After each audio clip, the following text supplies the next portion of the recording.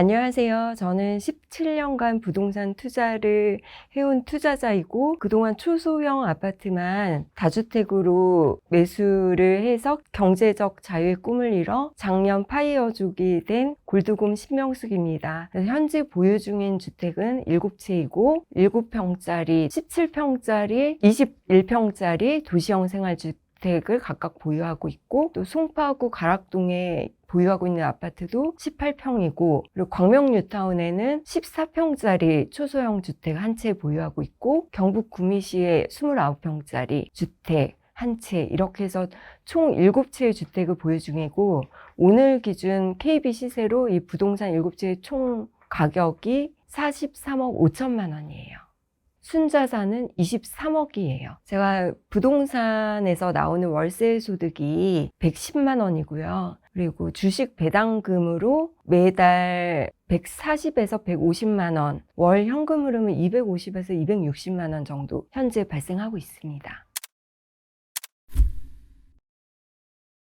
이미 서울에 자가를 보유하고 있음에도 강남 3구와 마포, 용산, 성동구의 집값 상승을 보면서 포모 현상이 온다고 해요. 유주택자들조차 이렇게 심각한 박탈감을 느끼고 있는데, 무주택자들은 훨씬 더 막막하잖아요. 근데 제가 2008년도에 처음으로 제 집을 마련했을 때도 집값이 1년 사이에 2배나 폭등을 했을 때인데, 제가 그때 너무 박탈감이 심해가지고 앞뒤 재지 않고 집을 갭 투자를 했는데, 잔금을 치르자마자 2달 뒤에 리먼 사태가 터져서 서울의 집값이 대폭락을 했어요. 당시 서울의 강남은 수억 원씩 집값이 떨어졌고, 그때 저금리 시대라서 이금융권 대출까지 손을 대서 투자를 했던 사람들이 있어요. 근데 이분들이 지금 다 투자 시장에서 떠나셨거든요. 대출이 감당이 안 돼서요. 그래서 절대 무주택자분들은 준비도 안 된 상황에서 너무 내 소득에 비해 무리한 대출을 받으시면 이 투자를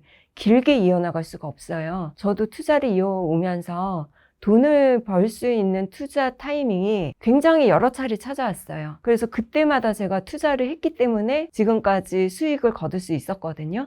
당장 집을 매수할 수 없는 상황이라 하더라도 기다리시면 타이밍이 찾아와요. 2021년도에 집값이 그렇게 엄청나게 급등을 하고 2023년경에 또 폭락을 했잖아요.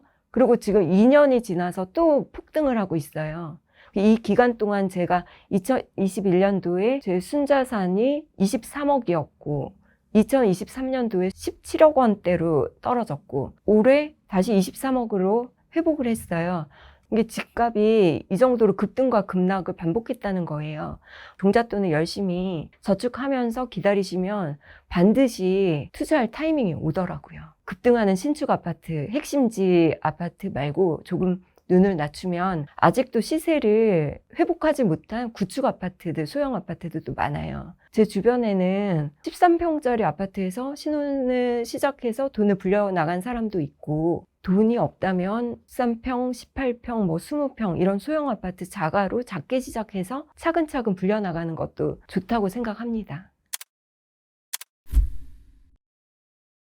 제가 송파구 가락동 헬리오시티 18평을 보유하고 있는데, 여기 올 연초 거래되는 가격이 13억 원대였어요. 그리고 얼마 전에 15억 신고가를 경신했다고 하더니 최근에 17억대에 거래된 건들이 한 3개 있다고 소문을 들었어요. 그러면 1년도 안 된 사이에 18평짜리 아파트가 4억이나 올랐는데, 그러면 여기는 서울의 핵심지구 신축 아파트니까 오르지 않는가 하는 생각을 가질 수도 있잖아요. 광명 뉴타운의 20평짜리 아파트도 1년 사이에 1억이 상승했어요. 그러면 광명 뉴타운은 그래도 서울 바로 옆인 경기도에 입지 좋은 곳이니까 집값이 상승하고 있는 거라는 생각을 가질 수도 있는데, 그럼 지방으로 넘어가 볼게요. 제가 경북 구미시에 보유 중인 주택이 한 채 있어서 구미시 아파트 시세도 체크를 하고 있거든요. 얼마 전에 구미시에서도 신축 아파트가 신고가가 나왔어요. 구미시 같은 경우는 사람들이 투자를 하기 꺼리는 지역이잖아요. 실거주 수요만으로 신고가가 경신을 했다는 거예요. 초소형 아파트도 이렇게 적절한 대출로 투자를 하면 상승을 하고 투자 수익을 충분히 거둘 수 있거든요. 사람들 인식처럼 정말 초소형 주택이 투자 가치가 없다면 제가 돈을 못 벌었어야 됐잖아요. 근데 제가 지금 부동산 투자로 시세 차익을 얻은 것만 22억이에요. 제 자산의 대부분은 월급에서 저축한 돈으로 형성한 투자금은 굉장히 미미해요. 제 자산을 형성한 것은 초소형 아파트의 시세가 올라서 전부 형성이 된 거고, 일반적인 아파트가 아닌 제가 보유하고 있는 초소형 아파트 중에 도시형 생활주택이 있어요. 이 도시형 생활주택 작은 평수는 절대 투자하면 안 될 투자처라고 생각하시잖아요. 제가 이제 7평짜리 갖고 있다고 했잖아요. 그러면 이렇게 작은 주택은 누가 살까 하는 생각이 들 수 있어요. 근데 작년에 집이 한 채 팔렸어요, 여기. 제가 여기 2014년도에 1억 6천에 매수를 했는데 작년에 10년 만에 이제 3억 4천에 거래가 됐어요. 이게 10년 만에 1억 6천짜리가 3억 4천에 거래된 게 작은 수익이라고 생각하실 수도 있겠지만, 저는 그때 좋은 아파트 서울에 누구나 선호하는 마용성, 국평 이런 거 살 돈이 없었잖아요. 그래도 제 돈에 맞춰서 돈을 벌긴 번 거잖아요. 중요한 거는 투자금을 몇 년 사이에 전부 회수를 했다는 거. 작년에 거래된 3억 4천 주고 이 집을 매수한 매수자가 싱글 1인 가구예요. 근데 이 싱글 1인 가구는 이걸 왜 샀냐면요, 전세 사기예요. 싱글이 살 집이 지금 점점 줄어들고 있어요. 오피스텔 전세로 가기 되게 불안하잖아요. 집값이 2억인데 전세가 1억 8천이면 불안하거든요. 그러면 월세로 가야 되잖아요. 그러면 이제 서울의 월세가 싸냐? 그게 아니에요.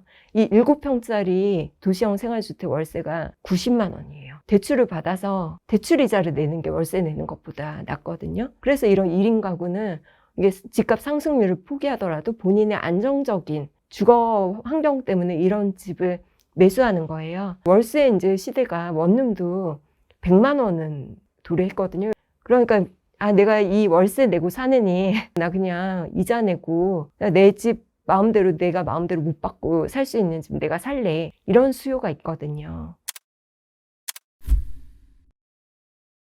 저도 첫 직장에서 연봉이 1,600만 원이었고 그때 받았던 실수령액이 128만 원이었어요. 굉장히 낮은 연봉을 받았던 사람이었고, 제 직장 생활 22년 대부분의 기간 동안 제 월급 실수령액이요 100만 원에서 200만 원대 월급을 받던 사람이에요. 저도 소득이 낮았던 사람이었고 무주택자였던 기간이 있었기 때문에 지금 무주택자인 분들의 박탈감이 얼마나 심할지 느끼고 있는데, 소득이 낮은 분들은 반드시 안전하게 종잣돈 모으셔가지고 부동산 투자 작게 시작하셔서 차근차근 불려나가셨으면 좋겠어요. 저도 5천만 원으로 1억 2,800만 원짜리 13평짜리 아파트인데 이렇게 작게 투자를 시작했잖아요. 근데 당시에 제가 사는 아파트도 모든 사람들이 이 아파트는 투자 가치가 없다고 했어요. 13평짜리 아파트인데 원룸이었거든요. 근데 저 작게 시작했지만 총 자산 45억이고 순자산은 23억을 이뤘잖아요. 그래서 제가 주위에 이렇게 둘러보면 1인 가구 싱글이고 중소기업을 다녀서 소득이 낮음에도 정말 열심히 저축을 하신 분들은 30 중반 정도 되면 1, 2억 정도는 저축을 해놓으신 분들이 계세요. 최대한 그 대출 레버리지를 활용하면 5억짜리 아파트를 LTV 대출 70% 받으면 3억 5천 대출이 나오니까 내 투자금 1억 5천에 3억 5천 대출을 받아서 5억짜리 아파트를 살 수 있는 거예요. 그러면 내가 소득이 3억 5천에 이 원리금을 납부할 여력이 안 된다. 그러면 눈을 낮추면 되잖아요. 서울에 정말 둘러보면요 3억대 아파트도 있어요. 현재 실제 도봉구 창동에 창동주공 4단지예요. 제가 무주택자일 때 이 아파트 사고 싶어서 그때 2007년도에 7천만 원이었는데 살까 말까 고민하다가 1년 고민하는 사이에 2008년도에 1억 6천으로 뛰었거든요. 지금 여기 창동주공 16평짜리 아파트가 3억 중반이면 살 수 있어요. 그러면 이런 아파트 경우라면 저축한 돈 1억 정도로 충분히 접근 가능할 수 있고, 아니면 나는 이렇게 낡은 아파트는 싫어, 그러면 신축 아파트가 좋아, 이렇게 생각하는 사람들이 있잖아요. 특히 신혼부부들 신축 아파트 선호하시잖아요. 요즘 핫한 광명 뉴타운, 사람들이 전부 철산역 자이 12구역만 쳐다보고 계시잖아요. 여기 33평의 분양가 15억 7천이면요 엄청 비싼 가격이에요. 근데 바로 옆에 눈을 돌려보시면 광명 뉴타운 14구역, 15구역, 16구역이 이미 입주를 한 단지인데요. 14구역과 15구역은 25평이 9억 초반, 그리고 16구역은 8억대까지도 형성이 돼 있어요. 그럼 철산역자의 25평 분양가가 11억이 넘잖아요. 그러면 눈을 돌리셔서, 내가 물론 입지는 철산역 자이가 지하철역도 철산역이고 마음에 드시겠지만 조금 눈을 낮추셔서 광명 뉴타운 조금 낮은 가격으로 형성된 8, 9억대 신축 아파트 눈을 돌리시면, 여기는 신혼부부가 자금을 한 4억 정도 모으면 8, 9억짜리 살 수 있거든요. 원리금 상환도 신혼부부 맞벌이 같이 돈을 번다면 좀 허리띠 졸라 매셔가지고 충분히 살 수 있는 금액이에요. 근데 이것보다도 돈이 없는 사람들 많잖아요. 광명 뉴타운 살 돈이 없다, 하안동으로 눈을 돌려보세요. 여기 25평이 현재 5억대예요. 5억도 굉장히 집값이 비싸다고 생각하실 수 있는데요. 지금 광명 뉴타운 철산역 자이가 이 정도로 이제 주목을 받으면, 이게 순차적으로 이미 입주한 철산역 자이보다 입지가 낮은 구역들에 눈을 돌리는 사람들이 증가할 거고, 실제 제가 거주 중인 광명 뉴타운 신축 아파트 지난 주말에 저 여기 2년 동안 살았는데 이 정도로 아파트 단지 임장 온 사람들이 바글바글한 현상을 처음 목격을 했어요. 그러면 이제 광명 뉴타운에 이미 입주한 입지가 조금 떨어진 단지로 눈을 돌렸던 사람들이 이제 어디로 눈을 돌리냐면 하안동 구축으로 눈을 돌려요. 이렇게 순차적으로 이어지거든요. 정말 지금 내 집을 사고 싶다 그러면 아직 서울에 아직 갭매 후기를 못한 구축 아파트들이 굉장히 많아요.